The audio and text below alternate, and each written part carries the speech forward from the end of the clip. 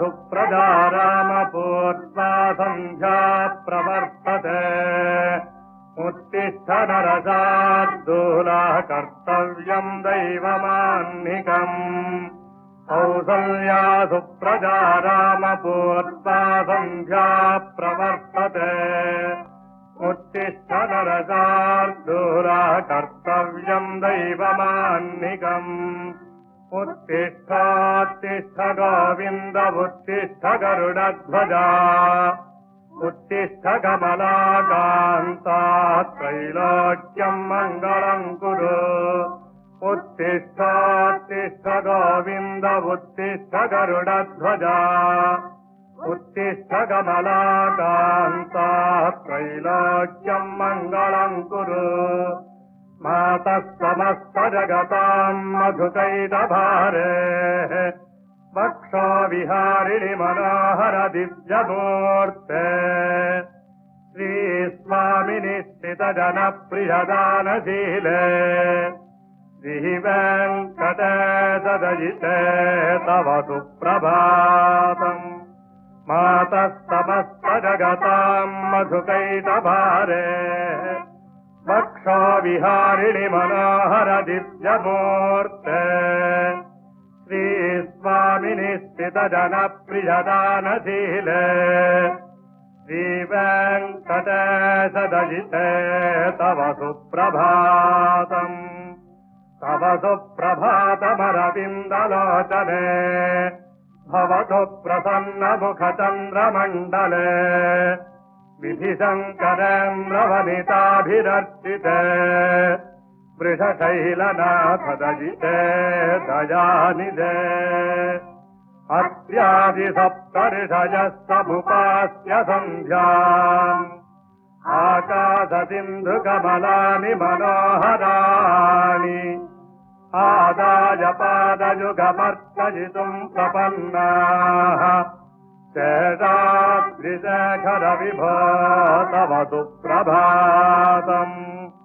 पञ्चाननाभ्यभवषण्मुखवासवाद्याः त्रैविक्रमादिचरितम् विबुधा स्तुवन्ति भाषापतिः पठति वासरशुद्धिमारात् शेषाद्रिशेखर विभो तव सुप्रभातम्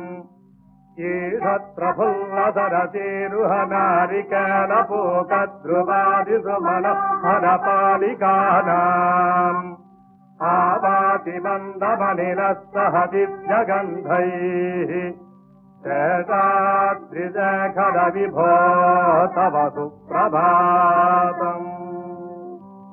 उन्मील्य नेत्रयुगमुत्तमपञ्जरस्थाः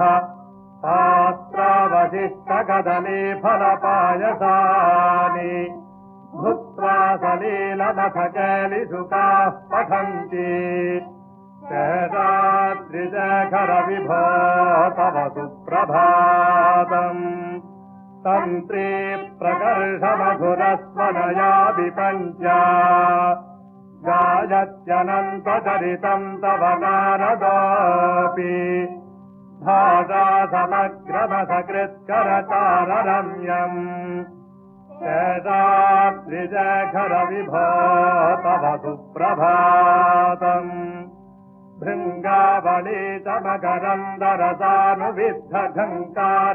भृङ्गावलीतमकरन्दरसानुविद्धझङ्कारगीतनिनदैः सेवनाय निर्यात्युपान्तसरति कमलोदरेभ्यः शेषाद्रिशेखर विभो तव सुप्रभातम् योषागणेन वरदद्भिविमध्यमाने घोषालयेरुदधिमन्थनति प्रघोषाः रोषात्कलिम् विदधते ककुभश्च कुम्भाः शेषाद्रिशेखर विभो तव सुप्रभातम् पद्मे समित्रशतपत्रगतालिवर्गाः हर्तुम् श्रियम् कुवरजस्य निजाङ्गलक्ष्म्या भेरीनिनादमिव बिभ्रति तीव्रनादम् शेषाद्रिशेखर विभो तव सुप्रभातम् श्रीमन्नभीष्टवरदाखिललोकबन्ध श्री श्रीनिवास जगदेकदयैकसिन्धो श्रीदेवता गृहभुजान्तरदिव्यमूर्ते श्रीवेङ्कटाचलपते तव सुप्रभातम् श्रीमन्नभीष्टवरदाखिललोकबन्ध श्री श्रीनिवास जगदेकदयैकसिन्धो श्रीदेवता गृहभुजान्तरदिव्यमूर्ते श्रीवेङ्कटाचलपते तव सुप्रभातम् श्रीस्वामि पुष्करिणिका प्लवनिर्मलाङ्गा श्रेयोर्थिनो हरविरिन्तसनन्तनाद्याः द्वारे वसन्ति वरवेत्तहतोत्तमाङ्गाः श्रीवेङ्कटाचलपते तव सुप्रभातम्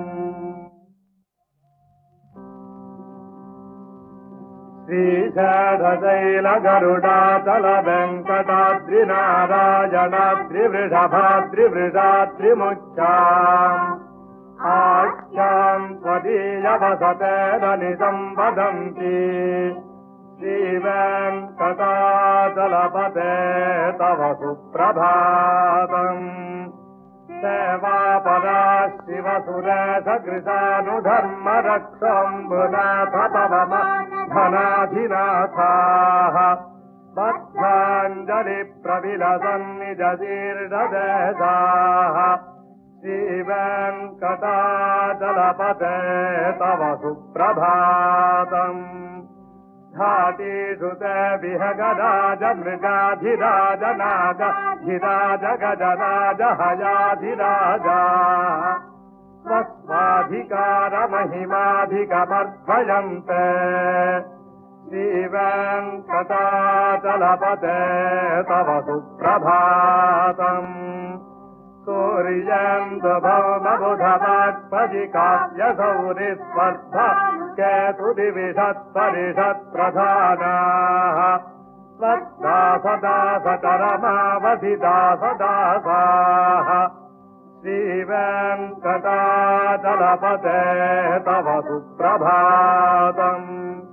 त्वत्पादधूलिभरितस्फुरितोत्तमाङ्गाः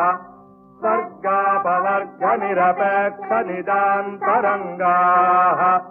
कल्पागमाकलनजाकुलताम् लभन्ते श्रीवेङ्कटाचलपते तव सुप्रभातम् स्वद्गोपुराग्रशिखराणि निरीक्षमाणाः स्वर्गापवर्गपदवीम् परमाम् श्रयन्तः मर्त्या मनुष्यभुवने मतिमाश्रयन्ते श्रीवेङ्कटाचलपते तव सुप्रभातम्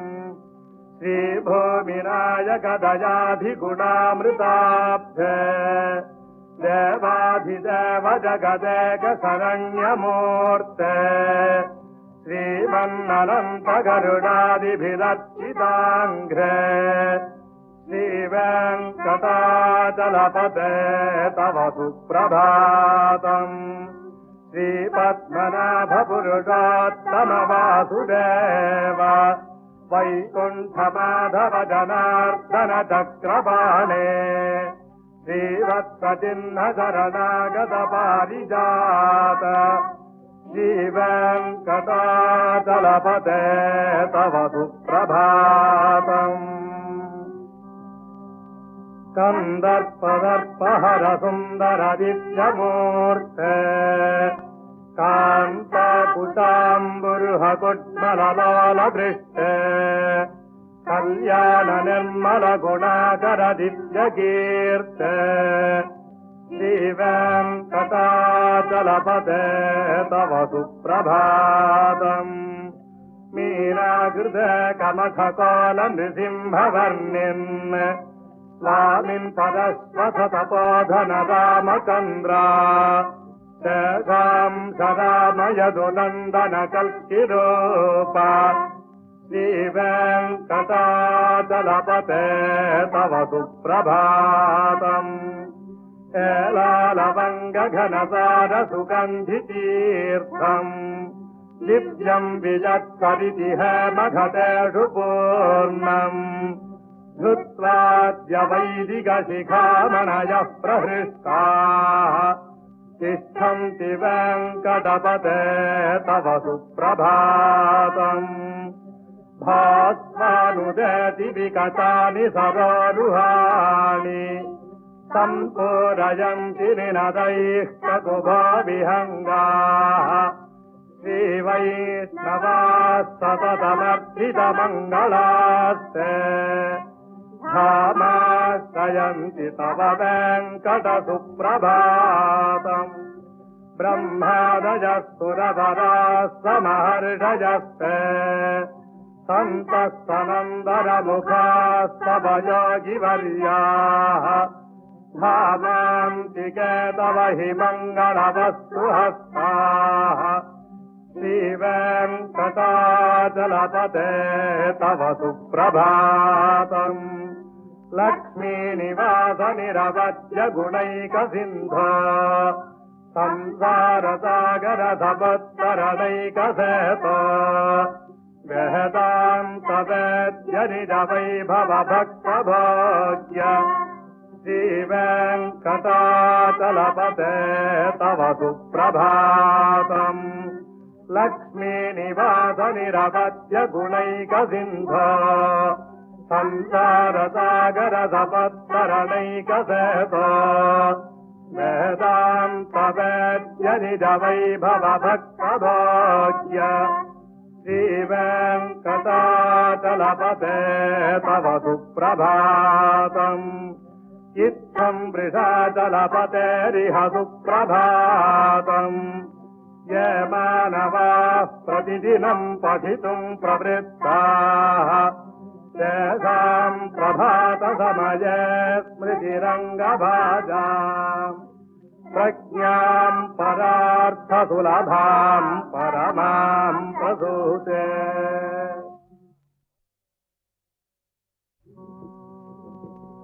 कमलाकुजचोजुकुङ्कुमतो निजतारुणितातुलनीलतना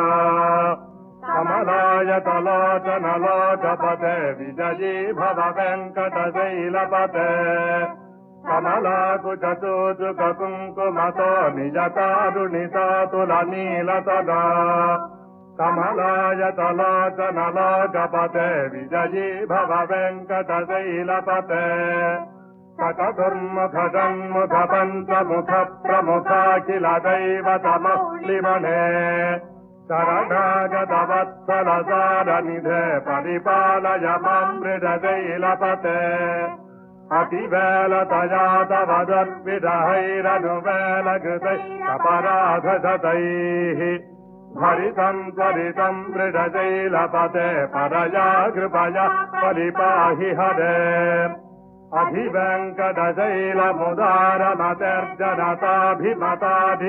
अधिवेङ्कटशैलमुदारमतिर्जनताभिमताधिगतानरतात् परदेवतया गदितान्निगमैः कमलसजितान्न परङ्कलजे कलवेणुरवावस गोपवधूशतकोटिवृत स्मरकोटिसमात् प्रतिवल्लविकाभिमतात् सुखदात् वसुदेवसुत न परङ्कलजे अभिराम गुणाकरदासरथे जगते धनुर्धरधीरमते रघुनायक राम रमेश विभो वरदो भवते दयाजलधे अपनीतनयागमनीयकरम् रजनीकरच मुखम्बुरुहम् रजनीतरराजतमो मिहिरम् महनीयमहम् रघुराममजे सुमुखम् सुहृदम् सुलभम् सुखदम् तनुजम् च सुखममोघदरम् अपहाय रघुत्तहमन्यमहम् न कथञ्चन कञ्चन जातु भजे विना वेङ्कटेशं ननाथो ननाथः सदा वेङ्कटेशं स्मरामि स्मरामि हरे वेङ्कटेश प्रसीद प्रसीद प्रियं वेङ्कटेश प्रयच्छ प्रयच्छ विना वेङ्कटेशं ननाथो ननाथः सदा वेङ्कटेशं स्मरामि स्मरामि हरे वेङ्कटेश प्रसीद प्रसीद प्रियं वेङ्कटेश प्रयच्छ प्रयच्छ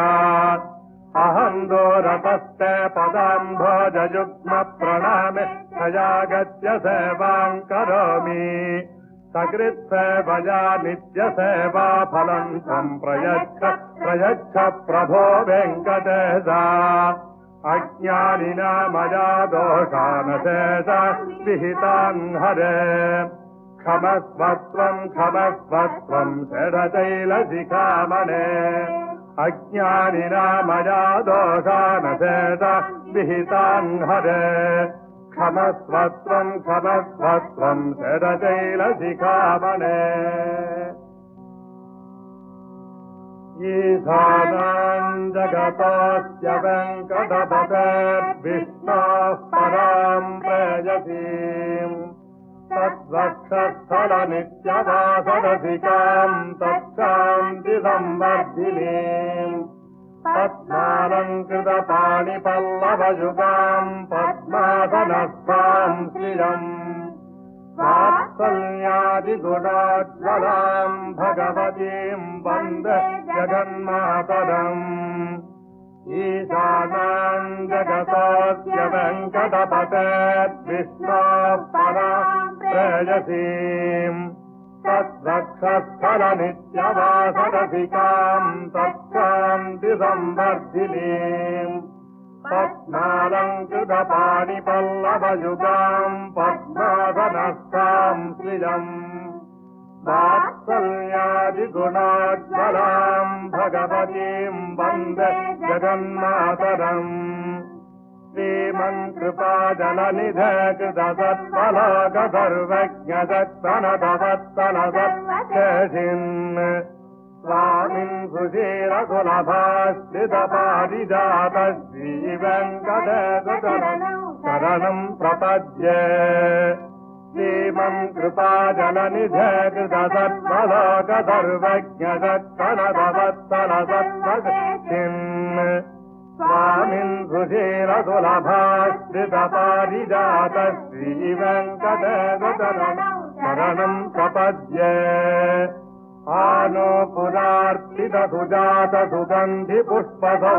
आनोपुरार्पितसुजातसुगन्धिपुष्पसौरभ्यसौरभकरौ समसन्निवेशौ सौम्यौ सदानुभवनेऽपि नवानुभाव्यौ श्रीवेङ्कटेशशरणं प्रपद्ये सद्यो विकासितमुदित्सरसान्द्ररागसौरभ्यनिर्भरसरोरुहसाम्यवार्ताम् सम्यक् सुसाहसपदेषु विलेखयन्तौ श्रीवेङ्कटेशशरणं प्रपद्ये रेखामयध्वजसुधाकलशातपत्रवज्रा कुशाम्बुरुहकल्पगशङ्खचक्रैः भव्यैरलङ्कृततलौ परतत्त्वचिह्नैः श्रीवेङ्कटेशशरणं प्रपद्ये ताम्रोदरद्युतिपराजितपद्मरागौ बाह्यै महाभिरविभूतमहेन्द्रनीलौ उच्यन्नखां सुभिरुदस्तशशाङ्गभासौ श्रीवेङ्कटेशशरणौ शरणं प्रपद्ये सप्रेमभीतिकमलाकरपल्लवाभ्याम् सम्माहनेऽपि सपदि क्लममाददानौ शान्ताभवाङ्मनसगोचरसौ कुमार्यौ श्रीवेङ्कटेशशरणौ शरणं प्रपद्ये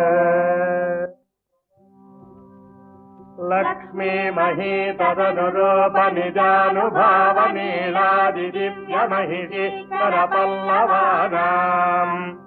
आरुण्यसङ्क्रमणतः किल सान्द्ररागौ श्रीवेङ्कटेशचरणौ शरणम् प्रपद्ये नित्यानमद्विधिशिवादिकिरीटकोटि प्रत्युक्तदीप्तनवरत्नमः प्रदाहैः नीराजना विधिमुदारमुपाददानौ श्रीवेङ्कटेशचरणौ शरणम् प्रपद्ये विष्णोः पदे परमयित्युदितप्रशंसौ यौ मध्व उत्स इति भाग्यदयाप्युपात्तौ भूयस्तथेति नवपाणिदलप्रतिष्ठौ श्रीवेङ्कटेशचरणौ शरणम् प्रपद्ये।